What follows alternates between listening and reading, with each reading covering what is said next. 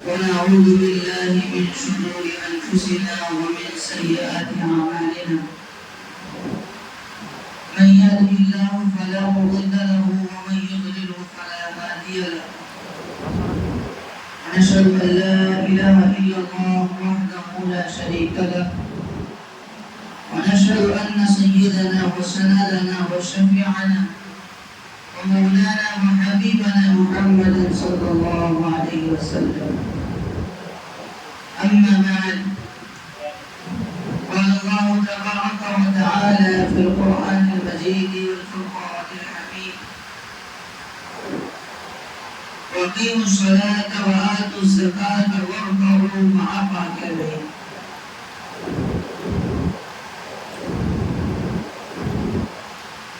اللہ رب العزت کا ہم سب پر یہ بے انتہا کرم و احسان و فضل ہے کہ آج یہ رمضان کے ہم دوسرے جمعہ ادا کرنے کے لیے جمع ہو گئے. اس سے قبل گزشتہ جمعہ زکوٰۃ کے تعلق سے کچھ باتیں آئی تھی اور کچھ باتیں رہ گئی تھی. اس کی وضاحت کے ساتھ ساتھ انشاءاللہ ہم صدقہ فطر کے تعلق سے بھی بات کریں گے، اور اسی طریقے سے اعتکاف کے تعلق سے، چونکہ یہ دوسرا عشرہ چل رہا ہے اور 18 رمضان ہو چکے ہیں، 20 رمضان سے اعتکاف میں بھی بیٹھنا ہے. اس کی فضیلت اور اس کی اہمیت پر بھی بات ہوگی. اسی کے ساتھ ساتھ جو ایک رات ہے شب قدر، اس کی فضیلت پر بھی بات کرتے ہوئے چلے. زکوٰۃ کے بارے میں تفصیلی باتیں آ چکی تھی. جو 2-3 مسائل رہ چکے تھے بنیادی، وہ آ نہ سکے تھے. ایک تو یہ کہ زکوٰۃ یہ لفظ عربی ہے، زکا یزکی تزکیۃً، اس کے معنی پاک کرنے کے، صاف کرنے کے آتے ہیں. جب انسان اپنے مال کی زکوٰۃ ادا کرتا ہے تو اس کے مابقیہ جو مال ہے وہ پاک صاف ہو جاتے ہیں، اس کا یہ مطلب ہوتا ہے. اسی طریقے سے دوسرے لفظ نے زکا یزکی تزکیۃً، زکا یزکو کے معنی میں لے کر اس کے معنی بتائیں بڑھوتری ہونا. تو اس اعتبار سے بھی جب انسان زکوٰۃ کو ادا کرتا ہے تو زکوٰۃ کے ادا کرنے کے بعد اس کے مال میں اضافہ ہونا شروع ہو جاتا ہے. اب شیطان پٹیاں پڑھا رہے ہیں، شیطان باتیں پڑھا رہے ہیں کہ بھائی جب تم پیسے خرچ کرو گے، زکوٰۃ دو گے تو تمہارے پیسے کیسے بڑھیں گے، پیسے تو گھٹیں گے. یہ شیطانی چالیں ہیں، شیطانی وساوس ہیں، شیطان کی باتیں ہیں. شیطان کے دھوکے میں لوگ آ جاتے ہیں اور یہی سمجھتے ہیں ہاں بھائی صحیح بات، جو شیطان ہمارے دل میں جو کہہ رہا ہے حقیقت صحیح کہہ رہا ہے.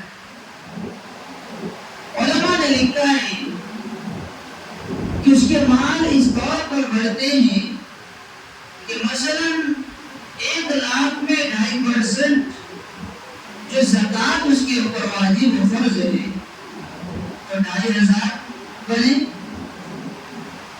اگر وہ زکوٰۃ ادا کر دیتا ہے تو باقی جو اس کے پیسے ہیں وہ آفت، مصیبت، آفت سماویہ اور اسی طریقے سے دیگر ناگہانی اور مصیبت سے محفوظ رہتا ہے. اب جو آدمی زکوٰۃ ادا نہیں کرتا، حدیث کے اندر آتا ہے کہ جو زکوٰۃ کے پیسے جب اس پیسے میں ملتے ہیں تو وہ پیسے اس مال کو تباہ و برباد کر دیتے ہیں. جہاں آدمی کو بیماری لائق ہوئی 5,000 خرچ ہوتا عام دنوں میں، سیدھے ایسی بیماری اس کو لائق ہوئی کہ 50,000 1 لاکھ سے نکل جائے. یہ اس کے پیسے کی برکت کی بات ہوتی ہے، یہ بڑھوتری کی بات ہوتی ہے. یہ نہیں کہ ہم 2.5% زکوٰۃ نکالے تو اسی وقت لاکھ میں اضافہ ہوتا چلا جائے. اس کو اچھی طریقے سے سمجھنے کی ضرورت ہے. اور حدیث کے اندر تو یہاں تک آتا ہے کہ جو انسان زکوٰۃ ادا کرتا ہے تو اس کے دل کی صفائی کے ساتھ ساتھ اس کے مال کی صفائی بھی ہوتی ہے. اور اس مال میں برکت آنا شروع ہو جاتا ہے، اور حقیقت میں وہی پیسے ہیں، لیکن جب وہ تجارت کرنا شروع کرتا ہے تو اس سے اس کو بہت زیادہ فائدہ ہونا شروع ہو جاتا ہے۔ یہ زکات کی برکت۔ اب لوگ یہ سمجھتے ہیں کہ بھائی یہ زکات کو حدیث میں میل کچیل کہا گیا ہے، تو پھر ہم جس کو دے رہے ہیں تو کیا ہم اس کو میل کچیل دے رہے ہیں؟ زکات ادا کرنا، زکات کے اندر جو پیسے ہیں اس کو میل کچیل سے تعبیر کیا گیا ہے۔ کیا ہم کسی کو جب دیتے ہیں تو کیا میل کچیل دیتے ہیں؟ علماء نے اس کا بھی جواب لکھا ہے کہ جب انسان اپنے کوڑے کو پھینک دیتا ہے تو کوڑا تو اس کی نظر میں کوڑا ہی ہے، میل کچیل ہے، گندگی ہے، لیکن بہت سے فائدے اٹھانے والے اس کوڑے سے بھی بہت ساری چیزوں کو نکالتے ہیں۔ جو بوتلیں ہوتی ہیں، بہت ساری ایسی چیزیں ہوتی ہیں جو ہماری نظر میں کوڑا ہے، محض کوڑا ہے، لیکن جب ہم پھینک دیتے ہیں ایک جگہ جمع کر کے، لوگ بازار پر اس سے نکالتے ہیں اور اس سے فائدہ اٹھاتے ہیں۔ پتہ یہ چلا کہ میل کچیل آپ کی نظر میں وہ کسی کے لیے فائدے کی چیز ہے۔ اس لیے اسلام کے اندر بھی زکات کا یہی مطلب ہے کہ آپ کے مال میں جو زکات فرض ہے وہ آپ کی نظر میں میل کچیل ہے، آپ کے لیے میل کچیل قرار دیا گیا ہے۔ اگر آپ ادا نہیں کریں گے تو وہ میل کچیل آپ کو تباہ و برباد کر سکتی ہے، لیکن وہی میل کچیل جب آپ ادا کریں گے تو دوسرے کے لیے وہ میل کچیل نہیں ہوگا۔ تیسرا مسئلہ بہت اہم اور وضاحت کے ساتھ، مالداروں کو زکات دینا حرام ہے، جائز نہیں ہے، اور مالداروں کو زکات کھانا بھی جائز نہیں ہے، اور مالداروں کو زکات دینا بھی جائز نہیں ہے۔ اگر کوئی مسلمان اس کے اوپر زکات فرض ہے اب وہ زکات ادا نہیں کر رہا ہے، مثلا اس کے پاس 5 لاکھ روپے ہے، اس کے پاس 5 لاکھ ہے، 15,000 اس کے پاس زکات کے پیسے ہیں، اگر وہ زکات ادا نہیں کر رہا ہے تو وہ 15,000 جو زکات کا ہے اس کے پاس وہ خود اس کو کھا رہا ہے۔ اور حدیث میں ہے کہ مالداروں کے لیے زکات کھانا جائز نہیں ہے، تو گویا کہ وہ اپنے مال کا زکات خود کھا رہا ہے، اور ایک مالدار کے لیے زکات کا کھانا جائز نہیں ہے۔ جب وہ زکات اگر کھائے گا تو غریبوں کا نقصان ہوگا، فقراء کا نقصان ہوگا، غرباء کا نقصان ہوگا، کسی کی حق تلفی ہوگی۔ جب آپ کسی کی حق کو تلف کریں گے، اس کی بددعائیں ان کی آنے جب لگے گی تو پھر زندگی کس طرح سے خوشحالی میں گزر سکتی ہے۔ چوتھا مسئلہ کہ زکات فرض ہونے کے لیے کیا ضروری ہے،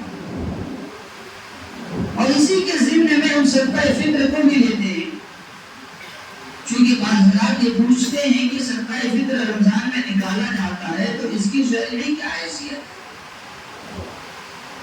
صدقہ فطر کے لیے 5 چیزوں کا ہونا، کسی اگر انسان کے پاس مرد ہو یا عورت 5 چیزوں میں سے کوئی چیز ان کے پاس موجود ہے تو اس کے اوپر صدقہ فطر واجب ہو جاتا ہے۔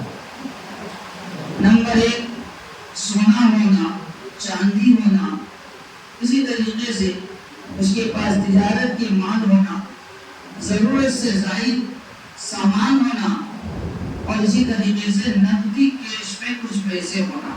یہ 5 چیزیں ہیں، سونا، چاندی، ضرورت سے زائد چیزیں، تجارت کی چیزیں اور پیسے۔ یہ 5 چیزوں کا مجموعہ جب ہم نے ملایا تو چاندی کی مقدار جو نصاب زکات میں ہے 52.5 تولہ، اگر اس کی مقدار کو یہ 5 چیزوں کا مجموعہ ملا کر کے پہنچ جاتا ہے تو ایسے آدمی پر صدقہ فطر بھی واجب ہے اور ایسے آدمی پر قربانی بھی واجب ہے۔ اور سے سنیں ذرا، صدقہ فطر دیکھیے اسلام نے مسلمانوں کو 3 کیٹیگری میں تقسیم کیا ہے۔ ایک وہ مالدار ہے جس کے اوپر زکات فرض ہوتی ہے، ایک وہ ہے جس کے اوپر زکات تو نہیں لیکن صدقہ فطر اور قربانی کا وجوب ہوتا ہے، اور تیسرے وہ لوگ ہوتے ہیں جو صدقہ فطر اور قربانی اسی طریقے سے زکات کے پیسے وصول کرنے کے جو غرباء اور مساکین ہوتے ہیں۔ 3 جماعتوں میں اسلام نے مسلمانوں کو تقسیم کیا ہے۔ اگر ہم یہاں دیکھیں تو پہلی شرط جس کے پاس بہت زیادہ دولت ہو تو اس آدمی کے اوپر تو زکوٰۃ فرض ہے۔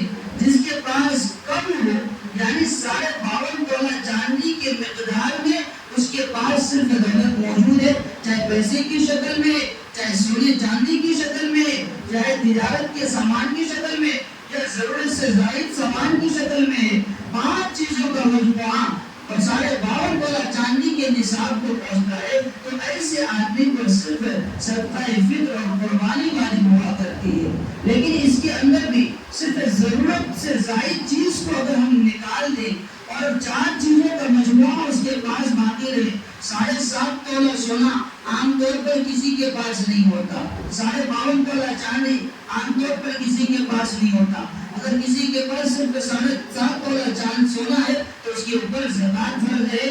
اب جو بھی اس کے پاس مال ہے اس کی جو ہے شمار کر کے اس کا 2.5% اس کو زکوٰۃ نکالنا پڑے گا۔ اسی طریقے سے کسی کے پاس 52.5 تولہ چاندی ہے اور کچھ بھی نہیں ہے تو 52.5 تولہ چاندی پر جو ہے زکوٰۃ اس کے اوپر فرض ہو جاتی ہے۔ یہ چاندی کے نصاب ہے۔ لیکن کسی آدمی کے پاس نہ 7.5 تولہ سونا ہے نہ 52.5 تولہ چاندی ہے اور اتنا پیسہ بھی نہیں ہے کہ جس سے اس کے اوپر زکوٰۃ واجب ہو، تھوڑا سا سونا ہے، تھوڑے سے چاندی ہے، تھوڑے سے اور پیسے، تھوڑے سے اور ضرورت کی چیز کے علاوہ اور چیزیں ہیں، تو سب کو ملایا جائے گا۔ آپ کے پاس 1 تولہ چاندی، 1 تولہ سونا اور کچھ نقدی پیسے، اگر سب کو ملانے کے بعد ہم نے چاندی کے نصاب کو دیکھا کہ چاندی کے نصاب 52.5 تولہ چاندی ہے۔ تو 52.5 تولہ کا تقریباً ابھی یہاں ہمارے یہاں موجودہ ہے 80 سے 90 ہزار تک اس کی جو ہے رقم بنتی ہے۔ کسی آدمی کے پاس سب کچھ ملا کر کے 80 سے 90 ہزار رقم تک اگر جمع ہو جاتے ہیں تو ایسے آدمی پر زکوٰۃ فرض ہو جاتا ہے۔ زکوٰۃ فرض ہونے کے لیے بہت بڑا مالدار ہونا بھی ضروری نہیں ہے۔ شریعت نے جتنے جو ہے دائرہ اس کے لیے درج کر دیا کہ اتنے میں وہ آدمی مالدار کہلائے گا تو مالدار کہلاتا ہے۔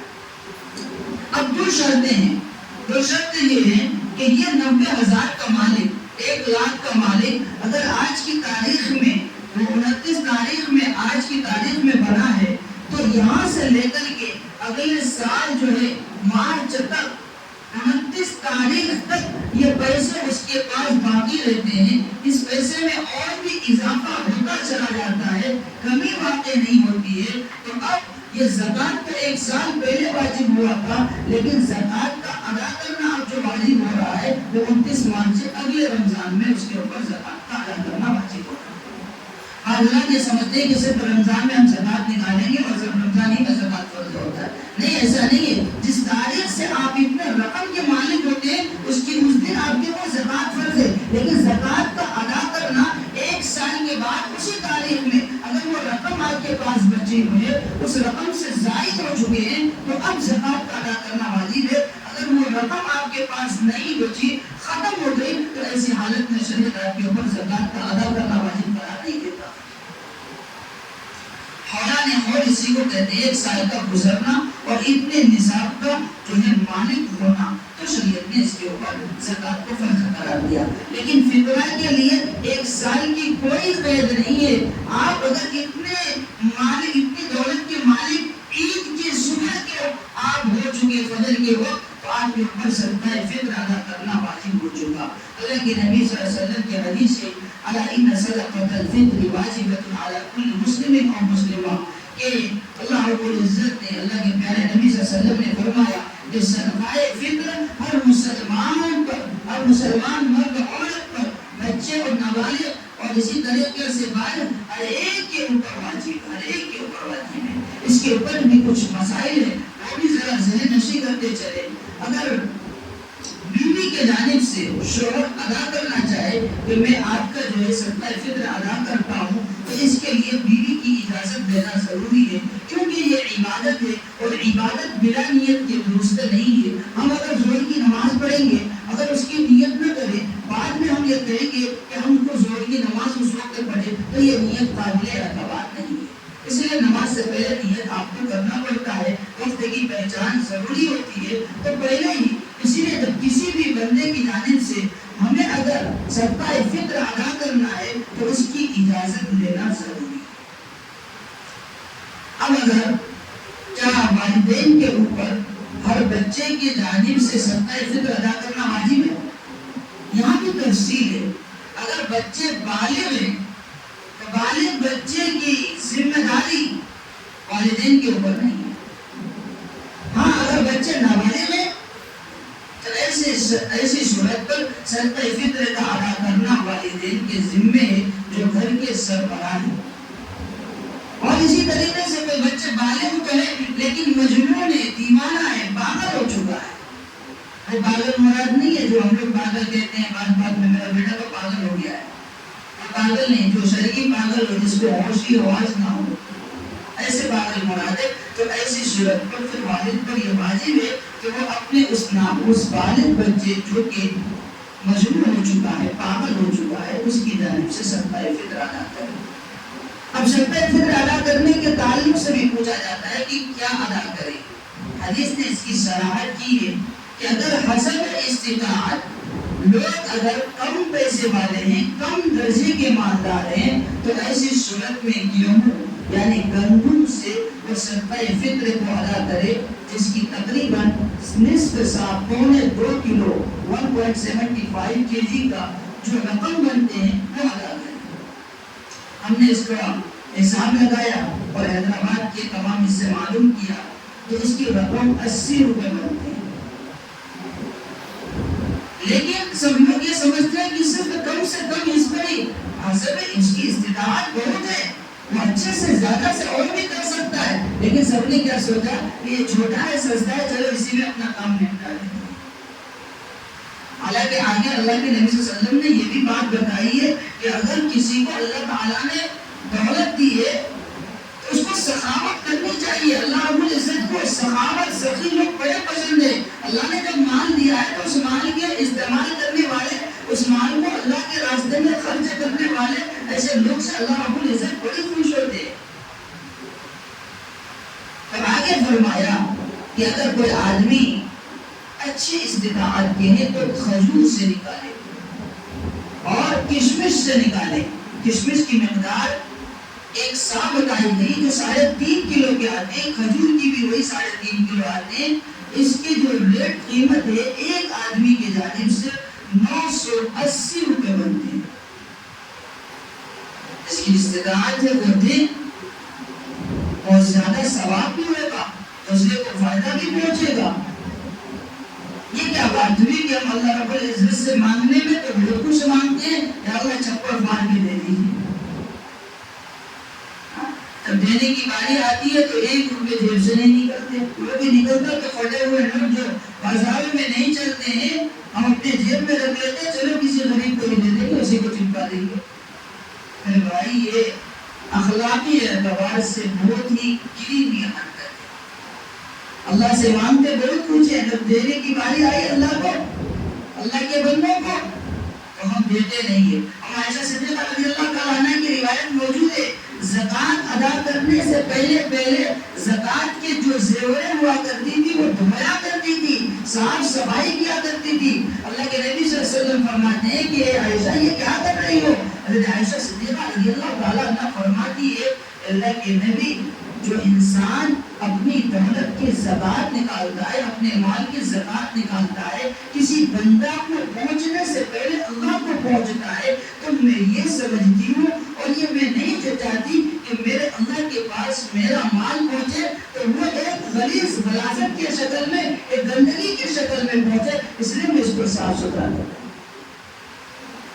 جب زکوٰۃ کی فرضیت ہوئی، ہم عائشہ صدیقہ رضی اللہ تعالیٰ عنہ کچھ زیورات کو، کچھ انگوٹھیوں کو صاف کریں، اللہ کے نبی صلی اللہ علیہ وسلم فرمانے لگے عائشہ کیا کر رہی ہو؟ تو کہنے اور یہ کہاں سے حاصل ہوا؟ تو وہ کہنے لگی کہ یہ زیورات کہیں سے مجھے حاصل ہوئی ہے۔ اللہ کے نبی صلی اللہ علیہ وسلم نے فرمایا کیا تم اس کے زکوٰۃ بھی ادا کرتی ہو؟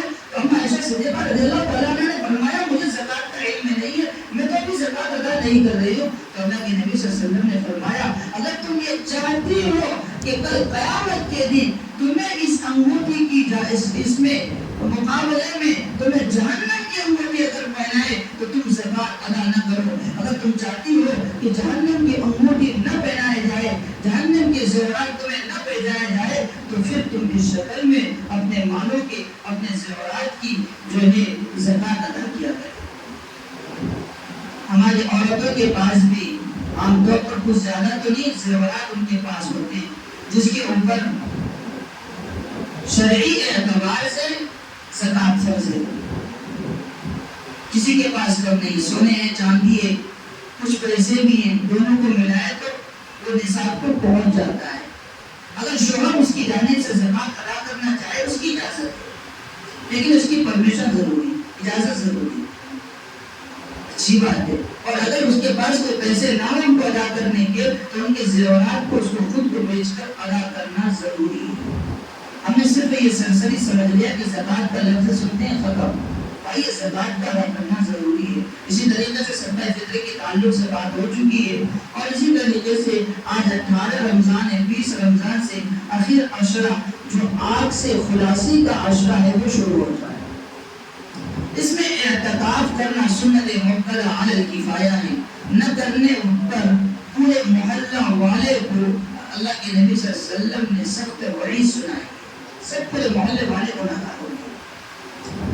اور اس کی اہمیت پر، اس کی فضیلت پر اللہ کے نبی صلی اللہ علیہ وسلم نے فرمایا جو آدمی اخیر عشرے کا اعتکاف کرتا ہے اللہ رب العزت اس کے اور آسمان کے درمیان 3 خندق کی آڑ فرما دیتے ہیں.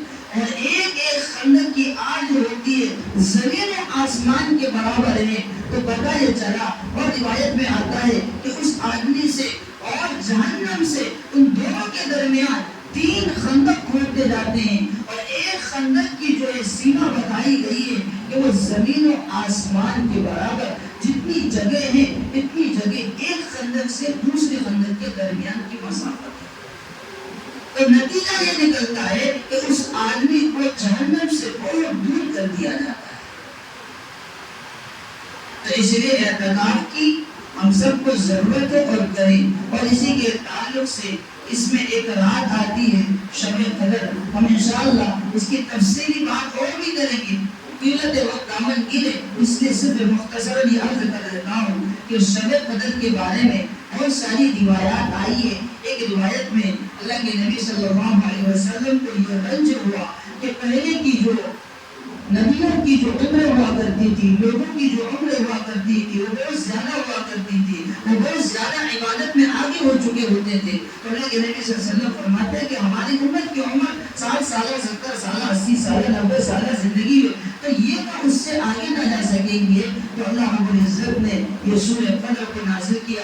انا انزلناه فی لیلۃ القدر وما ادراک ما لیلۃ القدر. یہ لیلۃ القدر کی رات کے تعلق سے فرمایا ایک رات کی عبادت اگر کسی کو مل جائے تو اس کو 1000 مہینوں کی عبادت سے بھی افضل قرار دیا، جو کہ 83 سال 4 ماہ بنتے ہیں.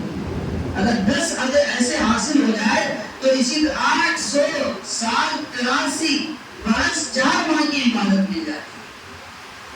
وہ عمر ہمیں جو عمر نہیں ملی ہے اس عمر کے مطابق ہمیں عبادت کا ثواب مل جاتا ہے. اس لیے شب قدر تاک راتوں میں اما عائشہ صدیقہ رضی اللہ تعالی عنہ کی روایت ہے تصور لیلۃ القدر لیلۃ القدر لیلۃ القدر کو رمضان کے اخیر عشرے میں تلاش کیا کرو. 21 تاک راتوں کے اندر بھی روایتیں زیادہ آئی ہے. 21 23 25 27 29 یہ 5 راتوں کا تذکرہ ہے. ہم لوگ جو صرف 27 کی رات کو سمجھ لیتے ہیں شب بیداری، آپ اس رات کو بھی جگہ اس رات کو بھی عبادت کیجئے کیونکہ وہ رات بھی شب قدر کی ہے، لیکن تعین نہیں ہے، متعین نہیں ہے. آپ نہیں کہہ سکتے کہ یہی رات شب قدر کی ہے، بلکہ یہ 5 راتوں میں زیادہ تر جا کر عبادت کرنے کی شریعت نے ہمیں جو ہے ترغیب دی ہے کہ ان 5 راتوں میں سے کسی ایک رات میں شب قدر جاتی ہے. ہم اپنی طرف سے کسی کو متعین کرنا یہ صحیح نہیں ہے. اس لیے کہ اللہ کے نبی صلی اللہ علیہ وسلم فرماتے ہیں کہ مجھے تو شب قدر کی رات کو بتلا دی گئی تھی، متعین کر دیا گیا تھا، لیکن چونکہ میں باہر آیا تم آپس میں جھگڑا کر رہے تھے، ان کے جھگڑے کی وجہ سے اللہ تعالیٰ نے وہ متعین چیز کو اٹھا دیا. اس میں 2 حکمت ہے. ایک حکمت یہ ہے اگر وہ متعین نہیں ہوتا تو عبادت نہ کرتے اور یہ سمجھتے ایک رات کی عبادت مجھے مل جائے، 83 ایئرس کی 83 سال کی عبادت مل جائے گی، اور وہ ان عبادت میں لگ جاتا اور کوئی بھی عبادت نہیں کرتا، بس اپنے آپ کو سست اور غافل بنا کر کے ایک رات کی عبادت پر اپنے آپ کو لگا دیتا۔ اس وجہ سے اللہ تعالیٰ نے اس متعین کو، اس تعین کو اٹھا لیا۔ دوسری حکمت، اگر اس رات کی تعین ہو جاتی، سب کو معلوم ہوتا کہ یہ رات شب قدر کی ہے، پھر بھی امت اس رات کو چوک چوراہے پر رہتا، اس کی بے قدری کرتا، اس کی بے احترامی کرتا، ناقدری کرتا، بے عزتی کرتا، عبادت نہیں کرتا، اپنے آپ کو سونے میں بھی لگا رہتا، اللہ کی عذاب نقد آتی ہے۔ کہ دو حکمتوں کی وجہ سے اس کی تعین کو ڈالی گئی ہے، اس لیے ہم اور آپ کوئی نہیں ہوتے ہیں کہ جو متعین کر دے کہ یہی رات شب قدر کی ہے۔ 27 کی بھی شب قدر کی ہے، 29 کی بھی شب قدر کی ہے، 23 کی بھی ہے۔ کسی ایک رات کو ہم اپنی جانب سے متعین کرنا یہ صحیح نہیں ہے۔ اسی لیے علماء نے لکھا ہے، نقطہ دیا ہے، اگر آپ شب قدر کی عبادت کے چاہتے ہو تو آپ کے لیے بہت آسان ہے، بہت آسان ہے۔ آپ لوگ کو بھی بتاتا ہوں، آپ لوگ اگر عمل کرنا چاہیں تو بتاؤں گا۔ عمل کریں گے بھائی؟ عمل کریں گے تو انشاءاللہ میں بھی بہت انشاءاللہ کہوں گا، انشاءاللہ ہے۔ عمل کریں گے بھائی؟ تو آخری عشرے کا اعتکاف فرما لیجیے۔ اگر آپ آخری عشرے کا اعتکاف فرمائیں گے تو اعتکاف کی حالت میں سونا، جاگنا، کھانا پینا، ہر چیز اس کی عبادت میں گزرتی ہے۔ جب بندہ اعتکاف میں ہوگا، شب قدر کی رات جائے گی تو اس کا سونا بھی رہے گا، جاگنا بھی رہے گا، تو وہ عبادت، البتہ وہ سو رہا ہے لیکن وہ رات جا بھی رہی ہے، پھر بھی وہ عبادت اس کو مل چکی ہے۔ یہ نقطہ ہے۔ عمل کریں گے، دیکھتے ہیں کہ کتنے عمل کرتے ہیں۔ آج 18 رمضان ہے، 20 رمضان میں ہماری مسجد میں کتنے اعتکاف کے لیے بیٹھتے ہیں۔ اور اسی طریقے سے ایک خبر آپ تک یہ پہنچانی ہے کہ گزشتہ جمعہ جو ہے آپ لوگوں سے کچھ کلیکشن کیے گئے تھے، الحمدللہ جس کام کے لیے کیا گیا تھا اس کے تقریباً 50% اس کے لیے آ چکے ہیں، اور مزید آپ تمام حضرات سے اب بھی یہی درخواست ہے کہ مسجد کی ترقی کے لیے، مسجد کے ڈیولپمنٹ کے لیے، اسی طریقے سے بورول کے لیے جو حضرات اب تک اپنا نام درج نہیں کرائے ہیں، اس کار خیر میں حصہ نہیں لیے ہیں، ان حضرات سے گزارش ہے کہ وہ اپنا نام درج فرما دیں، اور جو اسکینر ہے اسکین بھی کر سکتے ہیں، جو بھی حضرات جتنا تو چلے۔ آج بھی ہم لوگ تھوڑے سے 2-3 منٹ کے لیے اسی چیز پر یہ کرتے ہیں کہ اللہ رب العزت ہم سبوں کو یہ دینے کو بھی قبول